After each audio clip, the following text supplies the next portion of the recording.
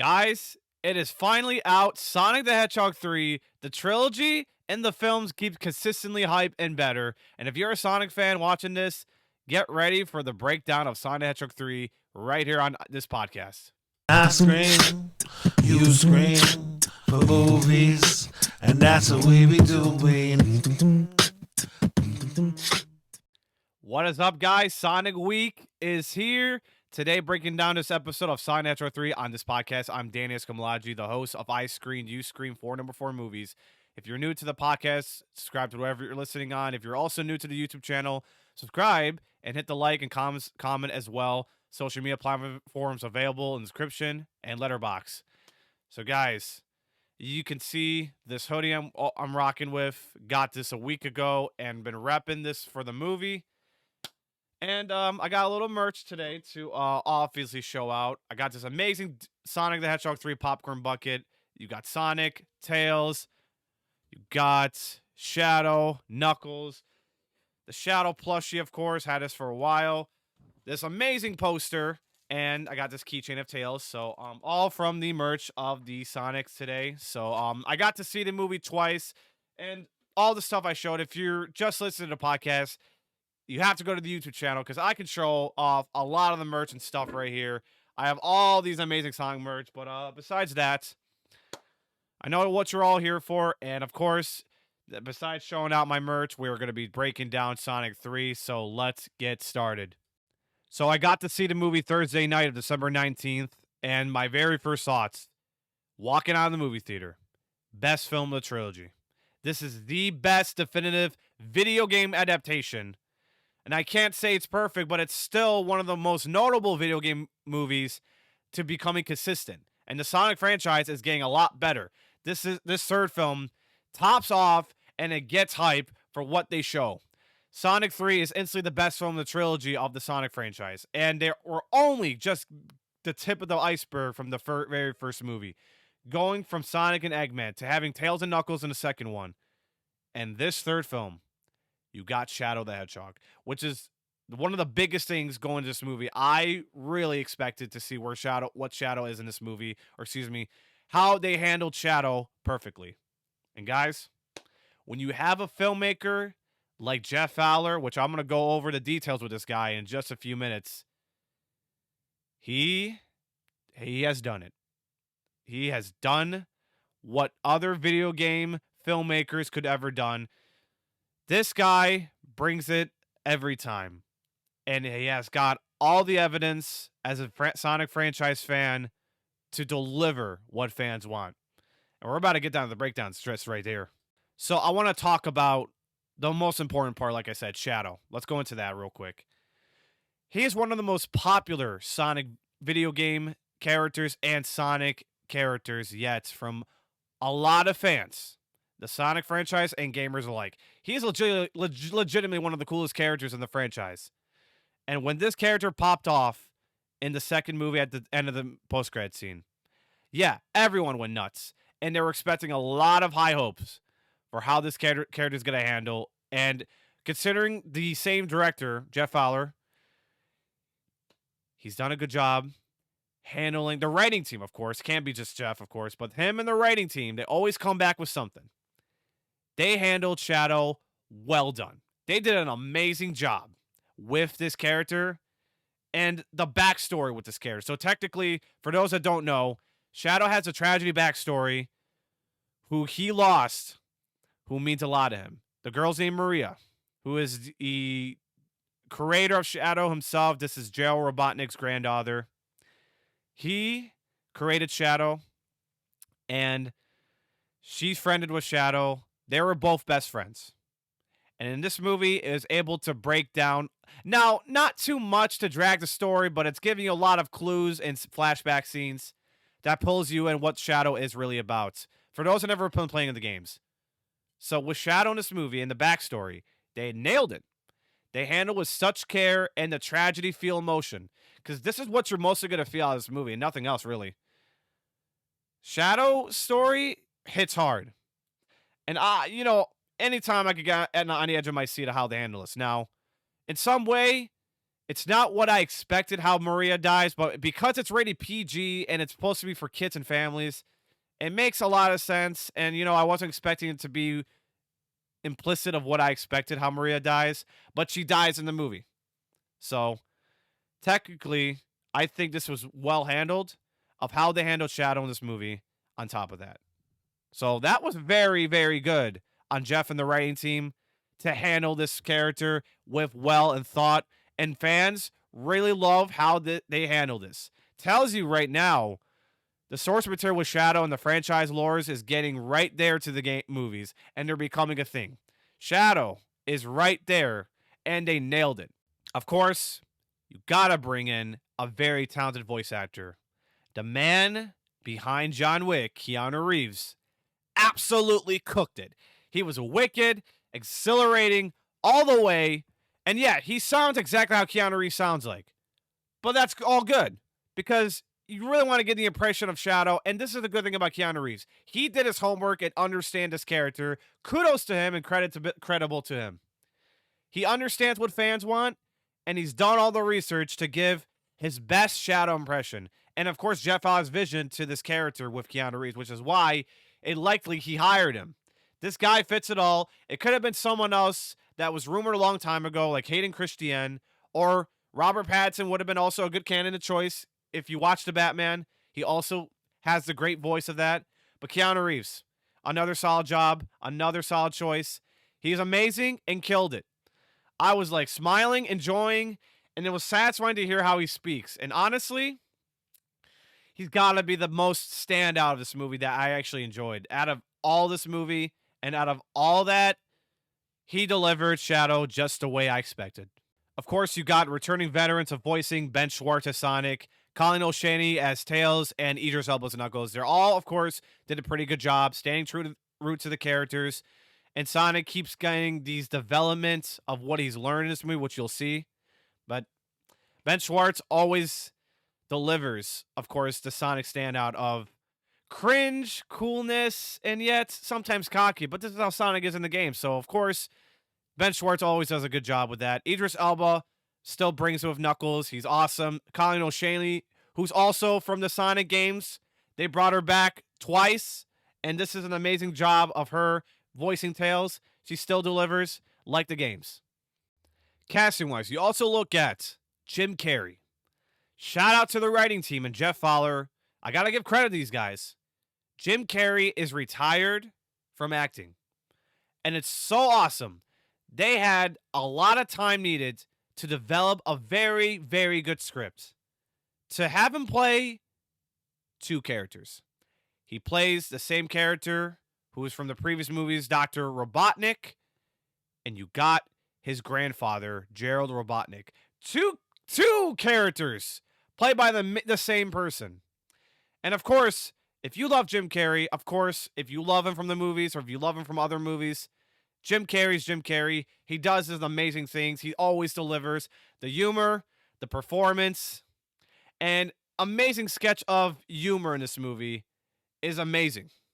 Kids and families would love to see Jim Carrey stuff like this, and you'll see what I mean as you watch the movie. But I thought he was incredible as always. And playing two characters, of course, made it incredible as well.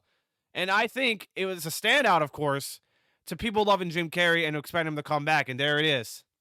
I have to say, credit to the writing team for getting this guy back and Jim Carrey. It wouldn't have been the same without Robotnik, because you know what they say from Jim Harbaugh? Who does it got better than that? Nobody but Jim Carrey's Robotnik. And that piece right there of him was excellent. On top of everything, the action sequences were jam-packed with dynamic, and the VFX and CGI for every movie, and even with the Sonic designs, they get excitingly awesome. Especially if you've been wanting to see more action than you think you've seen from the previous movies, the third act is awesome. It is jam-packed for the last 30 minutes. As a Sonic fan, you'll be the edge on your seat, and you'll be geeking out how awesome it is, because I was surely geeking out. So me and my brothers went to see it Thursday night. We were all geeking out. Everybody was excited, and there were like moments of what the surprises were. And I'm not going to say anything. It's spoiler free.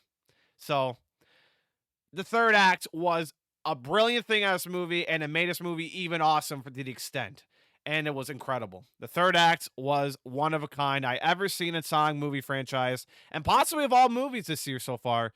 And Jeff Fowler and the VFX team always handle this with care. And the fact is, they did this from their homes in-house animation to even reduce the budget. And it's incredible because the movie cost $120 million. And with all this amazing work, which only increased the budget a bit, that's still a good budget for how the VFX showed. It's amazing. It's awesome. I don't know what and by the way, the fourth Sonic movie just got announced. It's coming for 2027. And I wonder if they're going to remain consistent with what they do, and I don't know, but it is going to be amazing to see what VFX stuff they have next, and I can't wait. That's a definition of an action-packed movie that, somewhat like the Transformers movies always with Paramount Pictures. Even the VFX and CGI with Sonic, they are even realistically awesome than ever. And guys, not to even to kid around, it is a one-of-a-kind part of the movie that I think you'll enjoy. Let's talk about one director, and I've been meaning to talk about him in the next past minutes, and here I am. Jeff Fowler, the Sonic Man himself, and I gotta give credit to him. He's giving fans what they want. He's got all the Sonic knowledge in the world, and you see this man come back every installment, and you can bet your ass he's coming back for the fourth movie. Fingers crossed, by the way, because as a Sonic fan, you know how much Sonic fans will be so toxic and disappointed with everything they put it out. And let's look back at 2019, sorry. Excuse me, 2019, fucking raw feed. You look back to the 2019 trailer of Sonic the Hedgehog, the first one. The Sonic design was putrid, and everyone was bullying around to Paramount. And I don't think Jeff Fowler had nothing to do with this. I don't know. But the fact is, he even understood the very, very bad negative. They listened. Paramount listened. They delayed this movie, redesigned Sonic. And if it wasn't for that, which started out to be a sensational hit at first, we wouldn't be in this conversation, or I wouldn't have been in this conversation, doing this video, and praising this man all around. Just to talk about a little more Jeff Fowler real quick. He's also the CGI cutscene animator for Shadow the Hedgehog video game from 2005. And it tells you he understands Shadow, which is why I also cred he delivers with the writing team, and he and his team will go back on to deliver more lores to the movies, and they get consistently awesome. Jeff is the man of the job of this franchise, and it's so hard. If you don't know a video game source material to adapt to what fans want, you're not going to get buzz out of this. That's the truth. If you look at Borderlands this past year, which one of my worst movies of the year, Eli Roth fucking shitted the bed. And I'm not kidding. He really shitted the bed on Borderlands. I don't want to talk about Borderlands, but it's not one of the greatest video game adaptations ever thought.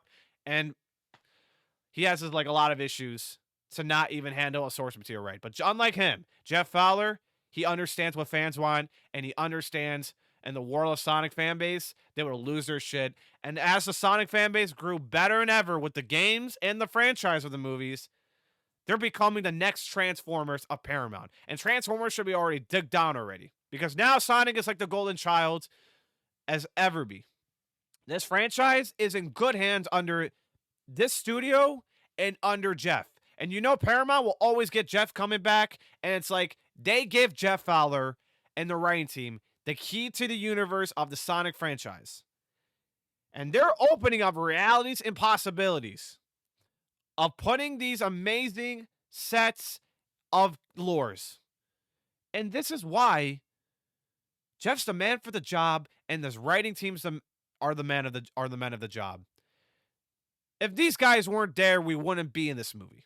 We would not get Shadow. We would not get hell. We wouldn't even know how this is gonna be. Even with the ugly Sonic design. Imagine those were applied to these characters. It would have been so bad and ugly. I'm telling you all. You guys would agree with the same way I would say. And man, we're in 4 years into this. It's getting the third movie. And this movie somehow becomes the best. Rotten Tomatoes score is at 86 as of recording. It's the highest I could ever wonder. It should have been 80, kind of around 70s, which I thought would be okay. But 80s is really fucking good, and the audience reception are loving it. They even got what they want out of this movie. They got something amazing out of this movie in post-credit scenes. 2 post-credit scenes in this movie, by the way, guys. And you guys know these guys are coming back. Jeff and the writing team are coming back, and they're going to be swinging, pounding, and mashing through to even possibly potentially do a crossover. Because, there's pop culture references in this movie, courtesy of, Paramount Pictures.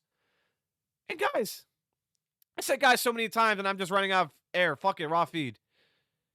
Never doubt Jeff Fowler in this writing team, because every time they get better as filmmakers, and Jeff Fowler himself, he's becoming a nobody to a somebody. And this guy is not a James Cameron. He's not a Denis Villeneuve. He's not, he's not technically Christopher Nolan or any of these star directors. Jeff Fowler may not be a star, and I like to see him where he does outside of the franchise, but he's the star of Sonic into bringing fans the hope and joy with the writing team they get. This is like the Tom Cruise team of Mission Impossible. When the mission's on for Sonic movie, they'll get right to it, and they'll get this right. This is why this, again, is so important to the franchise.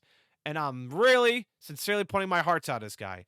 We would not have been in this world today of this franchise if it wasn't for Jeff Fowler and the writing team. They delivered consistently on a basis of years later, and now we're getting this 4th Sonic movie in 3 years tops later. Jeff Fowler needs a little break, and I'm sure he's going to be brainstorming with the writers that they'll come up with something unique, what they applied after the post-credit scene, and how they're going to do it. We don't know what this is going to be, but guys, I'm not going to spoil this, like I said. If you see the post-credit scene, I would not for you suggest to spoil all this in the comment section below if you're watching on YouTube. But this is the consistent movie. I have been curious to see where it goes, and I didn't expect it to be such an amazing praise from all critics around. It is the consistent best Sonic film in the trilogy that Jeff ever has delivered, and I can't wait to see what he does with what the lures they're bringing next. My little critique about Jeff Fowler real quick. So, it's nothing major. I get it. Sonic is for the kids around the world and families. I get that. But sometimes there's a few jokes and lines that always get cringe sometimes. And I believe me, even the Chow Garden reference they put is not cringe, but I think some of the part was cringe, I guess. I don't know. For me personally, the Detective Pikachu references may be a cool reference, but I bet some people were cringing on that one. So my critique a bit for Jeff Fowler and the writing team is to get out of the little cringe side, kid zone a bit, and focus on a little more tone. Because, hey, this movie is a little dark, but it's not like dark, but it's giving you a little dark tone with Shadow. So, if anything, I don't know what the 4th movie could be or how it's handled, but my critique is, and I doubt it we'll see, Jeff to get out of the kid zone a little bit and step into the real kind of tone we can see out of these Transformers movies at first. But anyhow, Michael Bay is a shitty screenwriter, so he's not that kind of person, I will say, for Jeff. Jeff is a way better director and who understands the assignment. I think if he gets out of the kids' cringe a bit somehow, I think it perfectly capitalized perfectly. And that's what I'm going to really hope for to see. But if not, as long as it's not too much cringe, but I like for him to get out of this zone just a little bit. But that's all I got to say for a little critique on Jeff Fowler. To cap off this review, and like I said, overall, best film in the trilogy, the most consistent video game adaptation they get right. And Sonic is a straight-up action-packed, jam-packed blast for the fans. If you're a fan of this franchise, of course, I hope you really sincerely enjoy it from the bottom of your hearts. Or if you're not a fan of this franchise, but you love the previous movies, this one tops that all off. And if you're of course, a Jim Carrey fan, you'll also love what he delivers, playing 2 characters in this movie. And that's the greatest quality that you can ever get out of a Sonic franchise of this film. I will give this, and I saw it twice, I raised it from a 9.5 to a 10. So 10 out of 10, just because I'm a fan of a perspective standpoint. And I almost gave it 5 stars, so I'm giving it 4.5. So other than that, it is an amazing movie. It is officially my top 3, top 5 of the year. Got to figure out where I'm going to put it, but I can guarantee you, call me crazy if you have to, I'll possibly put in my top 3, because why the fuck not? It's Sonic, it gets hype, it gets better, and it delivers what I expected. But guys, I said everything I want to talk about for Sonic 3, spoiler free. I kept it short and sweet as I can with the praises. I mean, I have mostly a great time with it. If you're a fan, you're going to be geeking. Like I said, you're going to be geekingly excited. And again, there's audience reactions to this movie since last night. Obviously, you're expected if you're going to a Sonic movie, you're going to be running to Sonic fans, bringing their merch, wearing t-shirts, merches like this. I even have a plushie right here, of course. It's a good time in the movies for this. It's like, to perfectly describe, if you're a fan of the Sonic franchise, it's basically Spider-Man No Way Home. And, you know, if you were in 2021, you witnessed it all, guys. You witnessed what this is like. You can expect this to be the same way if you're a fan. And that's what I can perfectly describe. You'll be geeking if you're a fan. And hell, if you're not a geeking fan, I mean, hey, you're going to have a great time with this movie, and it gives you the perfect story of Shadow and the backstory. They've done a good job with it. And I give credits again, Jeff Fowler and the right team. They always deliver, consistently getting better at high levels. Now, from the perspective of reception, is this an Oscar movie for anime feature? No, of course not. It's technically a movie made for the fans, but then it worked in like both audience perspective. So that's what I got to give Jeff and the writing team the credit. Where the credits due, they made it for both sides. But at the end of the day, it's for the fans. And you know, they have felt this way with Sonic fans all around the world, and they deliver. That's why I think it didn't need to be. And if I was in the shoe, I wouldn't give a shit about the Oscars for this. You just make it for the movie for the sake of like continuity and for the fans. That's is where the credibility is due. So this movie's not an Oscar worthy, of course, just because of the Rotten Tomatoes score. And I don't know what the cinema score is. It might get an A plus. It could get an A, and those are good cinema scores, obviously. So, as of recording, we'll see where it lands. And box office weekend, it is projected to be Mufasa, The Lion King. Out of my shocking shoes, it's a prequel no one asked for, and of course, I'll be breaking down the review on this channel, you guys. So that will be coming soon, some other time. But Sonic is what you're listening to first. But right now, it's gonna be Mufasa. And I'm expecting Mufasa to have legs. I'll even bring this up in a matter of that moment next episode. But Sonic's gonna win the weekend, and it's gonna like dig up a lot of walk-ups, which is really happening. So we're gonna see where this is going off. High rails, high bar set, and hopefully we'll see where it consistently stays. Because I think the word of mouth for this movie is positively insane, insane enough to be geeking. And if you enjoy the previous movies, of course, that will also draw you in. So we'll see where this weekend lies, but Sonic should be number 1 this weekend at the box office. I predict it to go over. I'm hoping it reaches 90 million, but if it reaches a little bit over the previous movie, which has made 72, and if it goes over that, still a win. And even if the opening weekend is different, it's because Mufasa is cutting in. That could have the weekend to itself. It would have made a little more. But the legs it's all about the holiday legs, and it's going to really determine. But the word of mouth for this movie, I can tell you right now, it's way higher than Mufasa, and it's winning. So we shall see where it goes. But guys, to cap this off, 10 out of 10, 4.5 stars. Go see it if you're a fan. If you're a Keanu fan of Shadow, if you're a Shadow fan, if you love the previous movies, or if you're a Jim Carrey diehard fan, you'll love it, and you're going to embrace it all to the fullest. So guys, that is the episode of Sonic the Hedgehog 3. One of the biggest movies and properties I've been anticipating hyped since Dune, and it's finally out. I saw it twice, like I said. Could have been more happier. Could have been experientially, awesomely enjoyable. Especially the first viewing. It's so much satisfying. A lot more for some reason. But even if you're going to watch it multiple times anyways, you'll only get at least what's really satisfying, which my favorite part is the third act. You'll embrace it a lot to it. But guys, if you're listening to the podcast, subscribe to whatever you're listening on. But of course, if you're just listening to podcasts, you're not getting a whole story of what you're seeing. You get to see my face, the hoodie of Shadow, the ultimate life form, this poster, of course. I'm going to bring out everything again. I got the popcorn buckets in, the plushie, and this keychain right here, of course.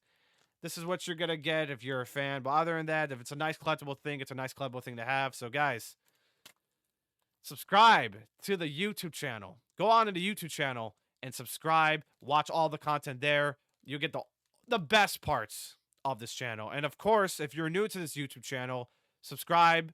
If you're watching this, of course, hit the like and comment, and let me know what you think of Sonic 3. Did it really deliver what you really expect? Did the post-credit scenes really geeked you out? And how awesome it was? I'd love to know down below in the comment section if you're watching this on the YouTube channel.